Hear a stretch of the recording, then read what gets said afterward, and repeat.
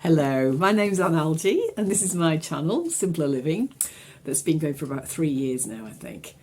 I started it during COVID and I started it because I wasn't able to travel back to the UK. It was difficult for family to come to us. I had a little grandson at the time who was about 2.5, I think, and he couldn't come, and I wanted to make something to show him what we were doing here and how we lived, so that there was some record of that and we were a bit connected.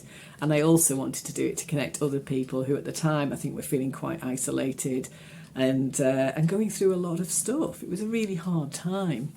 And I wanted to show that even when times are hard in the wider world, there's a lot of things we can still do ourselves in our own individual lives, and that we do have some agency and we have some choice in how we respond to the world and what's happening.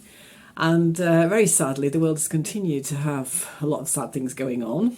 And so I think this channel's still very relevant to today and what's happening. I think people are still feeling very sad. I think we've never really recognised what people went through during the COVID times.